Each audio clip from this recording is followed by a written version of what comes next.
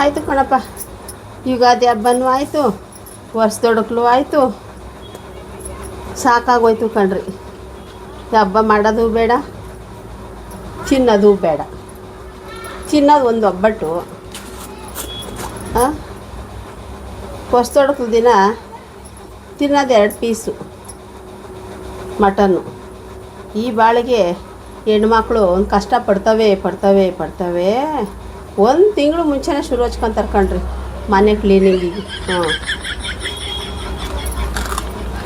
ಮನೆ ಕ್ಲೀನ್ ಮಾಡೋದು ಸಾಕು, ಹಬ್ಬ ಮಾಡೋದು ಸಾಕು. ಯಾರ ನೆಂಟರಿಷ್ಟು ಕದ್ಬಿಟ್ಟು 2 ಒಬ್ಬಟ್ಟು ಕೊಟ್ಬಿಟ್ಟೆ, ಅದೇ ಖುಷಿ ಕಣ್ರಿ. ನಮ್ಮ ಹೆಣ್ಮಕ್ಳದ್ದು ಈ ಕರ್ಮ. ನಮ್ಮ ಗಂಡು ಮಕ್ಳದ್ದು ಇವತ್ತು ಹಬ್ಬನೂ ಹಬ್ಬ, ಸಡುಗ್ರನೋ ಸಡುಗ್ರ.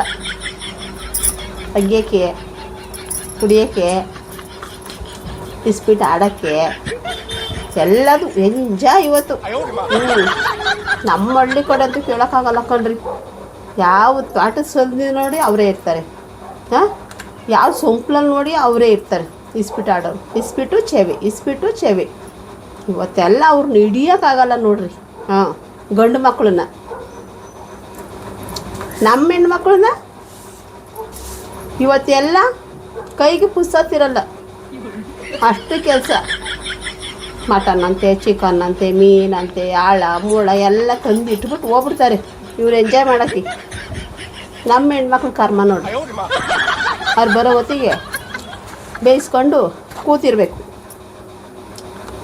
ನಮ್ಮ ಯಜಮಾನ್ರಿನ್ನ ಬಂದಿಲ್ಲ.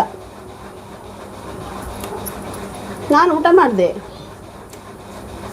ಎಷ್ಟು ಸರಿ ಫೋನ್ ಮಾಡನ್ರಿ ಅವರಿಗೆ? ಎಷ್ಟು ಸರಿ ಫೋನ್ ಮಾಡ್ರಿ. 5 ನಿಮಿಷ ಇಡು ಬರ್ತೀನಿ, 5 ನಿಮಿಷ ಇಡು ಬರ್ತೀನಿರು ಅಂತಾರೆ.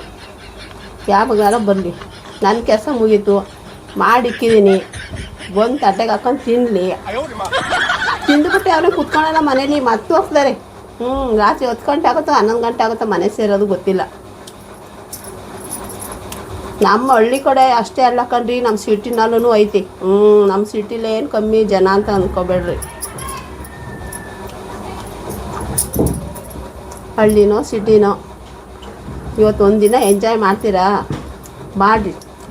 ನಮ್ಮ ಹೆಣ್ಮಕ್ಳಿಗಂತೂ ಆ ಭಾಗ್ಯ ಇಲ್ಲ, ಎಂಜಾಯ್ ಅನ್ನೋದೇ ಇಲ್ಲ ನಮ್ಮ ಹೆಣ್ಮಕ್ಳಿಗೆ.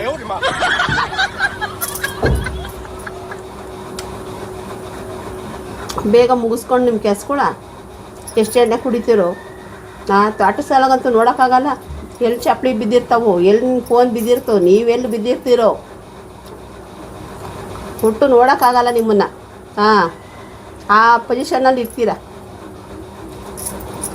ಹಳ್ಳಿ ಜನನೋ ಸಿಟಿ ಜನನೋ ಎಲ್ಲ ಒಂದೇ, ಏನು ವ್ಯತ್ಯಾಸ ಇಲ್ಲ ಇದರಲ್ಲಿ. ಫಸ್ಟ್ ಹೋಗಿ ಮನೆ ಸೇರ್ಕೊಳ್ರಿ, ಇಲ್ಲಾಂದರೆ ಗೊತ್ತಲ್ಲ ಬಾಗಿಲಿಗೆ ತೋರಣ ಕಟ್ಟಿದಾರಲ್ಲ ಮಾಯಿ ಸೊಪ್ಪಿಂದ, ಅದು ತೆಗೆದು ಹಾಕ್ಬಿಟ್ಟು ನಿಮ್ಮನ್ನೇ ಸಿಗಿದ್ಬಿಟ್ಟು ತೋರಣ ಕಟ್ಟಿಬಿಡ್ತಾರೆ ಹೆಣ್ಮಕ್ಳು. ತಿಂಗಳೆಲ್ಲ ಕಷ್ಟಪಟ್ಟಿರ್ತಾವೆ. ಒಂಚೂರು ನೆಮ್ಮದಿಯಾಗಿ ಊಟ ತಿಂದು ಒಂಚೂರು ರೆಸ್ಟ್ ಮಾಡೋಕೆ ಬಿಡ್ರಿ ಹೆಣ್ಮಕ್ಳನ್ನ.